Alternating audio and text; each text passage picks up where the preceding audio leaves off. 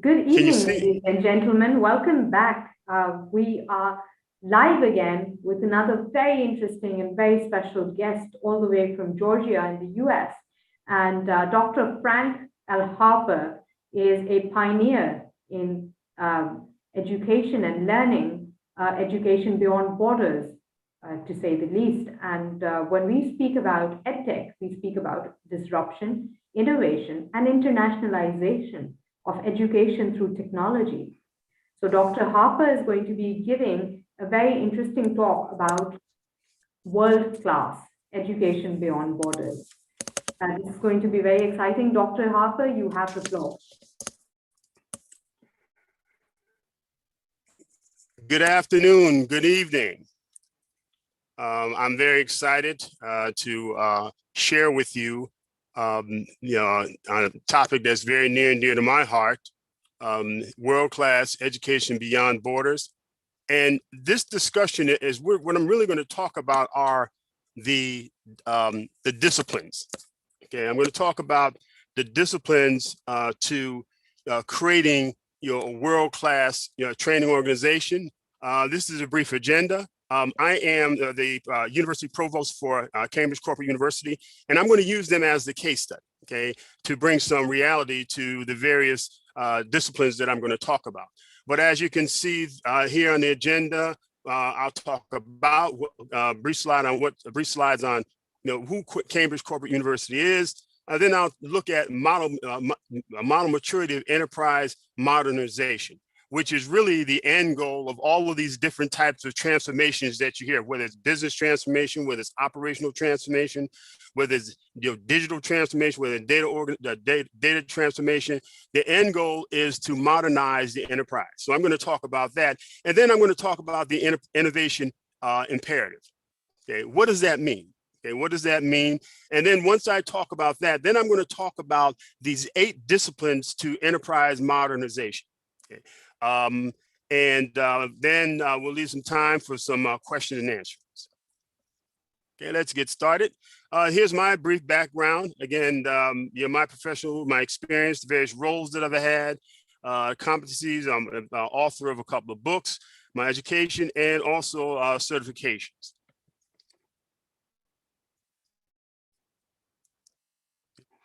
Now, let me tell you a little bit about Cambridge Corporate University. Cambridge Corporate University, we believe that our ultimate mission is to participate in creating a better world. Okay? And we do that through a number of our schools and our institutes in the university. So for example, we have a healthcare institute, okay, and our students who are top pharmaceutical multinational leaders work hard to enhance human life quality everywhere. Okay. Then we have our Albert Schweitzer School of Management, and where our students who are industry blockbuster leaders work hard to create value for everyone. And then we have our Research Institute, our CPI Institute of Graduate Studies and Research.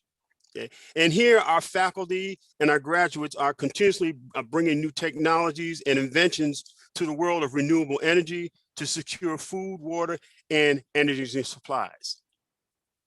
And then we have a newly established institute, our Institute of Artificial Intelligence and Robotics, okay, where we are inventing the future and acting as a leading driving force in the world of artificial intelligence and digital transformation. And our newly elected president, who is my colleague and friend, has come up with this concept, what we call the superhuman. Okay.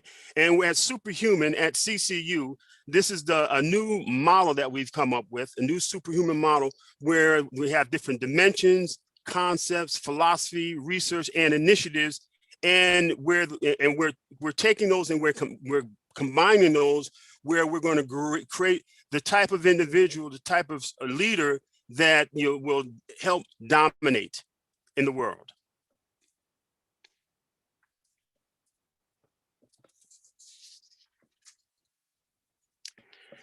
As a world leader and award-winning corporate university, the type of education that we offer is a sort of a transforming development experience that stimulates intellectual and personal growth by building deep, practical knowledge and sound judgment. okay? Everything from our unique Swiss educational environment to our remarkable faculty who teaches with skill and passion, our advanced corporate learning model, okay, and our extraordinary students work together to create this very unique educational experience. Okay. We have a strategy called ALSKLS, okay, and that stands for Action Learning, Structured Knowledge, and Lead Strategy. Okay, this represents our innovative strategic model, which uses business cases and collective experiences that are gathered, screened, and reviewed by CCU researchers, expert teams, and corporate managers from different countries. And we use them, we go through a various process in which we develop our very unique curriculums that allow students to attend the same class from different parts of the world, but be able to walk away with some valuable knowledge that they can apply to their various industries in their parts of the world.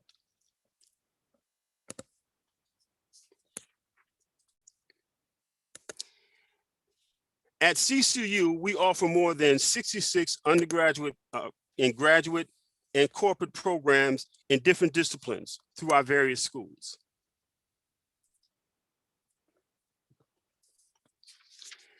The land of futures. Okay, at CCU, we understand that we live in a VUCA world. Okay, and what I mean by VUCA world, we're talking about a world that is volatile, filled with uncertainty, complexity, and ambiguity. Okay, and in that world, we realize that the old formulas of management, leadership, science, and life are not working. So we have to come up with something new. The arrival of the digital age, artificial intelligence, and our new forces of nature that requires something bigger to happen. Okay, we created a new dimension of teaching, research, and people where the present is connected to the future and tomorrow is connected to today. CCU is the land of entrepreneurs and futurists, which will soon turn into the land of superhumans.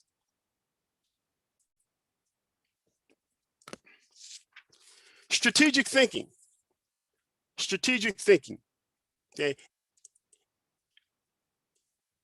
not only applies to the higher education industry, but it applies to any type of industry. And what we're identified here is three strategic thinking enablers. That is your strategic attitude, strategic altitude, and your strategic aptitude, okay? These strategic thinking enablers address, let's say, the big picture, the 30,000-foot picture, but also localized thinking, that is focusing on specific projects which align the business to technology.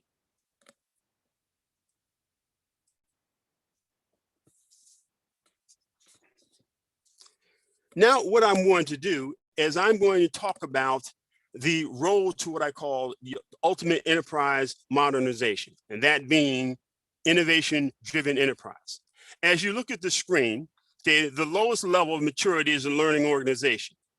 Okay, and in order to proceed, you have to first achieve at that particular level. So learning organization, okay, then you have a performance-driven organization, agile or enterprise, et cetera, as you go up along the slide. Okay, notice that the higher the maturity, the more adaptability and more responsiveness the organization has. That's the key takeaway from here. Okay, the higher you go, the more adaptability, the more responsiveness that an organization has. But it all starts at being a learning organization. Okay. Now, innovation imperative. Okay, what is your innovation imperative? Okay. First of all, you have to identify and realize that innovation is a business process. Okay. Innovation is a business process. Without making that realization, then it's going to be very difficult for you to create the culture that's needed for innovation. Okay, and so to be effective, okay, that process needs to be well modeled. And when I talk about well modeled, what I mean is that the anatomy of the business process has to be defined. That is, what are the inputs, what are the outputs with desired outcomes, what are the constraints, and what are the resources, and what happens in the process? What happens in the process? Okay. Once that's been modeled and documented, now it needs to be communicated in a manner that is clearly understood. Then we can look at orchestrating and institutionalizing as a core competency into the DNA of the organization. Now, your imperative, whether you are the leader, a champion, executor, or catalyst, is to get things done so that you can build and grow into an innovation-driven enterprise.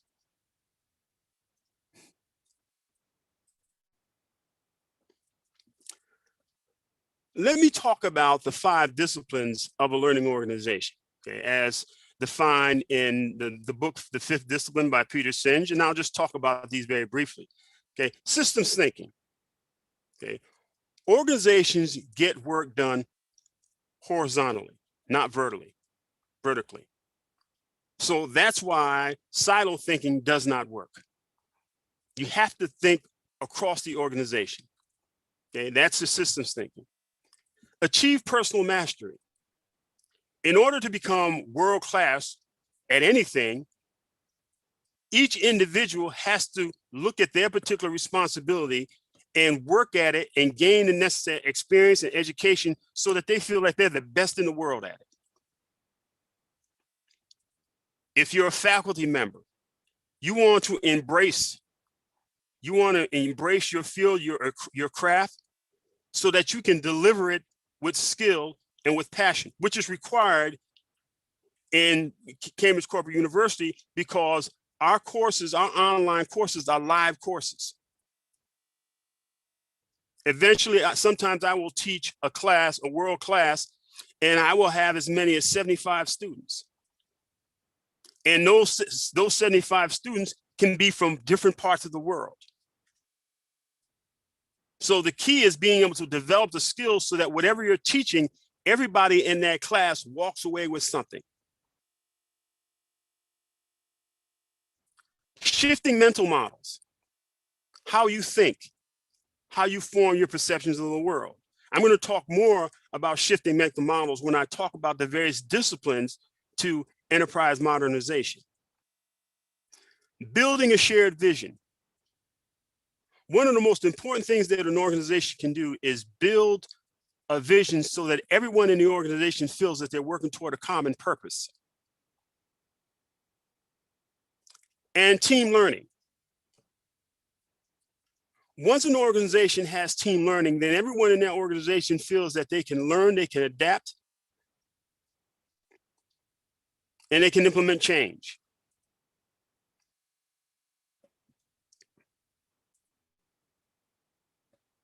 Now, what I like to do is talk about the various disciplines to enterprise modernization. There are 8 disciplines. Let's look at total service orientation. The whole concept behind this discipline is to think purpose. And in developing that purpose, there are 5 questions that need to be answered. What is our mission? For example, CCU, our mission is to help build a better world. Who are our customers? Because we are a corporate university, our customers are not only our students, but it's the organizations that they work for. It's also the partners that we collaborate with all across the globe. And I'll talk more about that later. What does the customer value? What were the results? And how do we plan to fix it? Okay, what's our plan now? Once we look at our results, okay, what are we going to do? Do we like what we achieved? If not, what can we do to make it better? If we do like it, if you're in an innovative driven enterprise, then the question is, what can we do to make it better?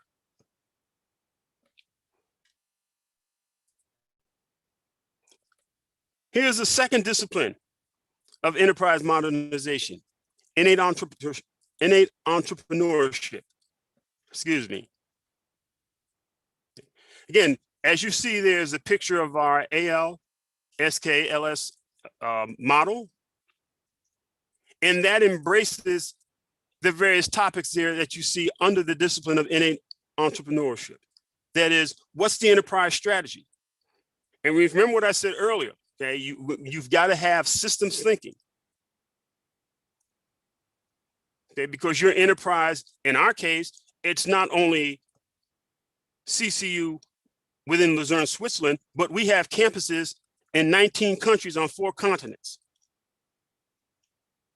And so that is our enterprise, and we're growing. Value engineering, that is, how can we do more for less, create value? The whole essence of blue ocean strategy. Performance culture. If we recall, the second level of maturity was a performance-driven organization. That is, everything we do, we have to do it better. Innovate purposely. Well, when you have a culture of performance, but also you have a culture of innovation and creativity, then you're innovating for a reason, that is purposefully. And we understand that you can't boil the ocean, so you have to do it incrementally. In other words, we have to demonstrate value iteratively. Let's look at another discipline, business ecology. Again, looking at the same diagram for our ALSK LS model. Because of the fact that we are a global organization, that is, we have 19 campuses in various 19 countries on 4 continents, our ecology is global. It's a global ecology. And there has to be alignment. There's alignment in terms of business and alignment in terms of IT.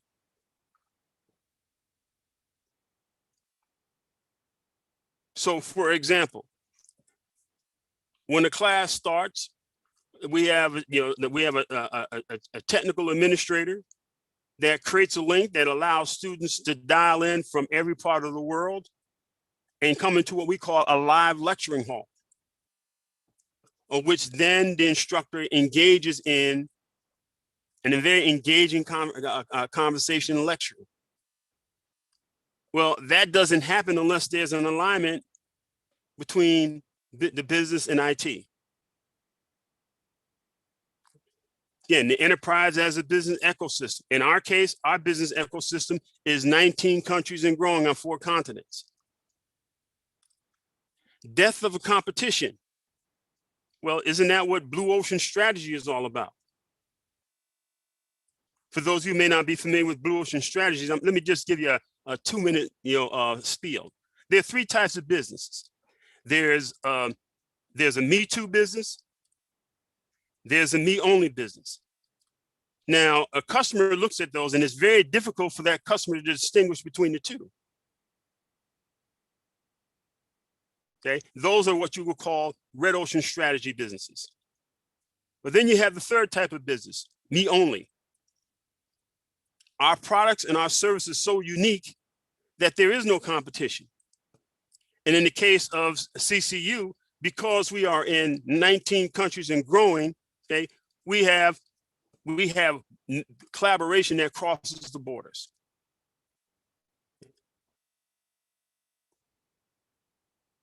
And then the key to getting into these countries is to develop coalitions and partnerships with individuals and with organizations that can be trusted.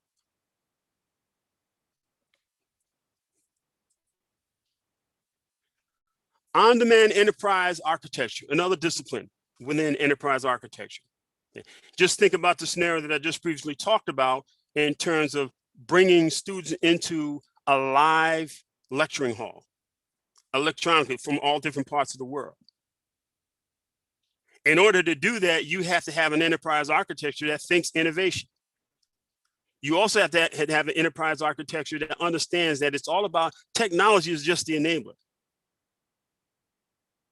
It's just the enabler. And you have to build an enterprise architecture where you have the right frameworks and the right building blocks so that you can be adaptable and you can be responsive. Remember the first slide, the early slide that I talked about when we looked at the maturity of enterprise modernization.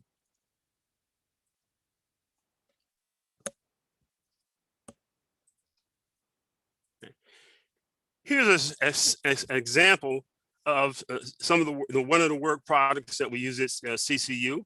Okay, I want you to focus on the center where we have the enterprise architecture model.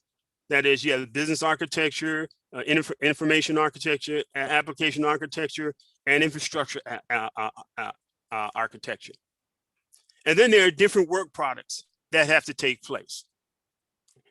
And so if you look at the left side of the screen, we have our enterprise architecture, where we have a strategy, vision, there's the governance and compliance. And there's different parts of that that have to be answered. Then we have our planning and portfolio management. Okay. And then toward the right there, we have our solution development, your service delivery. And then we have to monitor. Again, we're a performance-driven organization.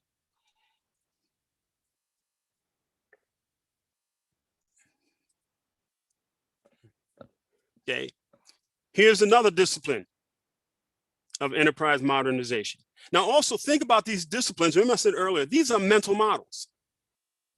These are our mental models. So in continuous improvement, these are the various components that are included in that mental model. Continuous improvement can be formal or can be informal. When you talk about making things better, you're talking about changing, so that needs to be managed. Now, infrastructure modernization. Now, infrastructure can take on a number of different definitions. There could be the infrastructure of the technology infrastructure that we just looked at in the previous slides, or it could be the infrastructure of the entire organization.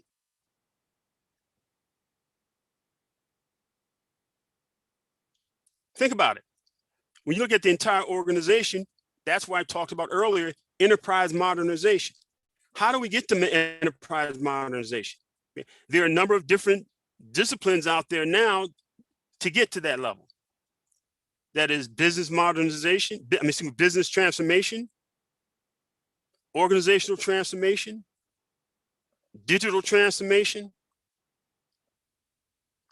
data transformation, operational transformation. And let me share something with you. All of those, they are not mutually exclusive. They are mutually beneficial. And the reason why most organizations fail at this, the digital transformation, is they fail to realize that.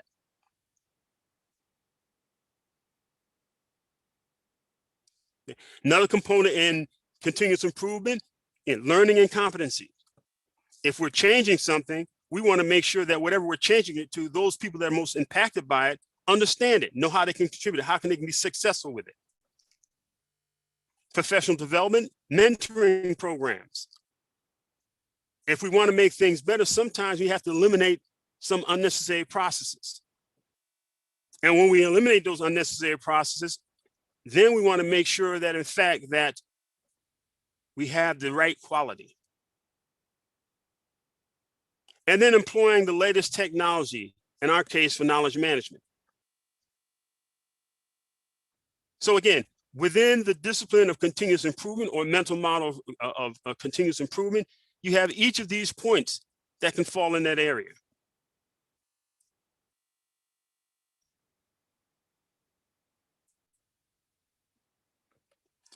Here's another discipline of enterprise modernization. Centers of excellence. Innovation diffusion. Are you an early adopter or are you a laggard? Thought leadership. Diving into the unknown, talking about things and creating things before others.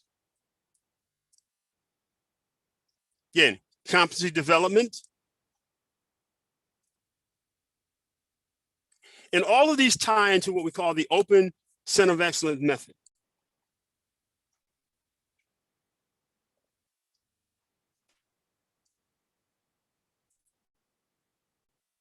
Sustainability.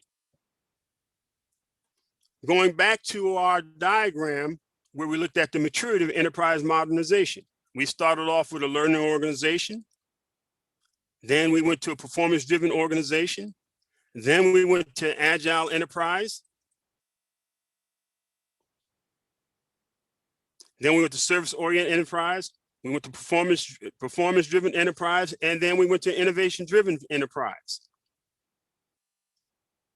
There are things that you're going to have to do to sustain that growth. And so within the discipline of sustainability, you're looking at these various points here. Policy and delivery. Who is the champions? Who is going to cultivate? It's just like any change initiative. It starts off at the top, but if the people at the top don't stay fully engaged, then it loses its fizzle. Okay? It loses its fizzle, loses its sizzle. Developing internal networks. That keeps the momentum going. You know, profit from initiatives that are green, smart, safer. Here's a key one. Be committed to diversity. That is diversity, equity, and inclusion.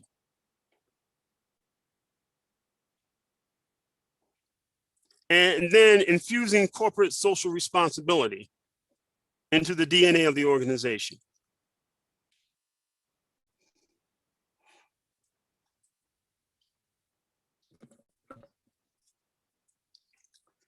And here's the final discipline of enterprise modernization. Okay, tenacious, intelligent leadership.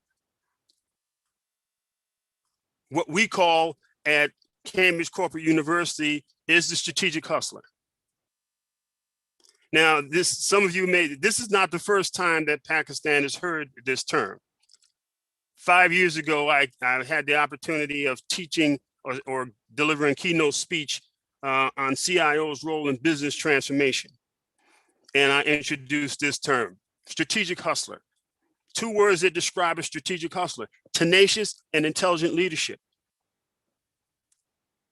As you look at these various points here, what we're talking about is a leadership that is adaptable, that is growth oriented, it's innovative, intelligent, it's based upon learning, and it's effective. And leadership that falls within those categories, again, they look at an organization in its total glory. That is an elegant organization. You challenge people. Okay, you challenge people, that is, and as a result of that, okay, you can raise their awareness. Okay, infuse a sense of urgency among the managers in terms of what an elegant enterprise could be.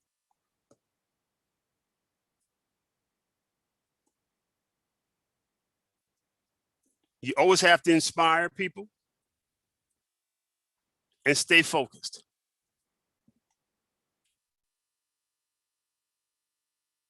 Okay. And I leave you with the following quote there. Okay, 21st century belongs to those who can provide the best education, okay, the best infrastructure.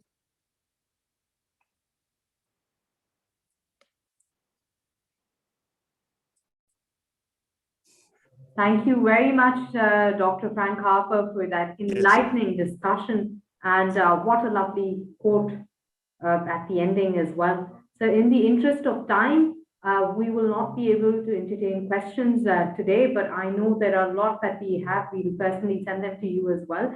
And ladies and gentlemen, for those of you who want to ask questions and learn more about the kind of work that Dr. Frank Harper is doing and world-class education beyond borders, then please get in touch with us and we'll route you to Dr. Frank Harper. In addition, we've shared some links in our description where you can directly approach us. Please keep us updated with your comments and feedback. Thank you once again, Dr. Frank Harper, for your time. Thank you very much. Take care. Bye-bye.